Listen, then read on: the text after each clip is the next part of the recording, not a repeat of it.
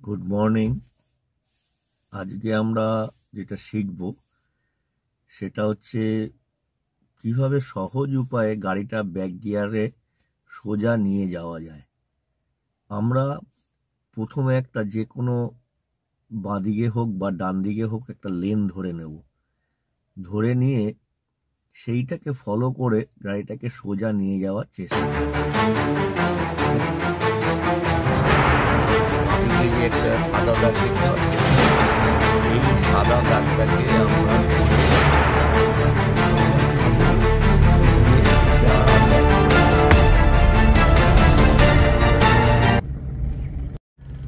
এবারে দেখুন, এই বাঁদিকে দাগটা দেখতে পাচ্ছেন, সাদা দাগটা, এইটাকে আপনাকে টিপ করে পেছনে আস্তে আস্তে করে যেতে হবে।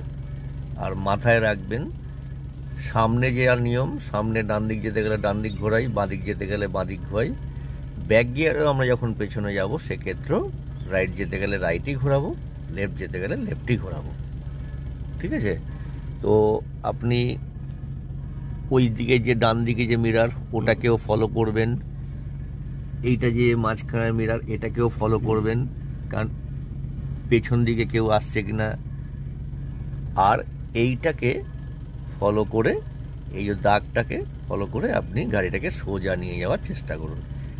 এর মেন ফাংশনটাই হচ্ছে আমাদের ক্লাচটাকে খুব আস্তে আস্তে করে ছাড়ুন।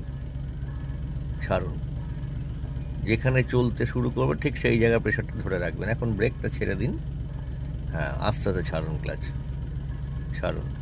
প্রথমে স্টিয়ারিংটা চুপ করে ধরে থাকবেন, ধরে থেকে দেখবেন যে গাড়িটা আমার কোন দিকে যাচ্ছে। ছাড়ুন, আর একটু ছাড়ুন, বাস, এই যাওয়া শুরু করেছে। জোরে যাওয়া যাবে না, আস্তে আস্তে যাবেন। দেখুন গাড়িটা এখন সোজাই যাচ্ছে।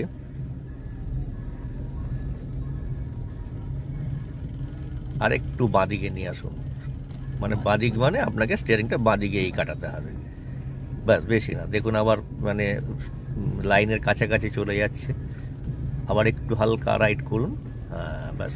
আবার একটু অল্প লেফট করুন, ব্যাস। চুপ করে স্টিয়ারিংটা ধরে রাখুন। দেখুন লাইন বরাবর আমাদের গাড়িটা সোজা যাচ্ছে, বুঝে গেল?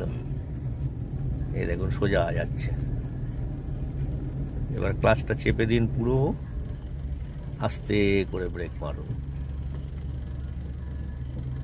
এই হলো আমাদের গাড়িটাকে ব্যাক গিয়ার করে সোজা নিয়ে যাওয়ার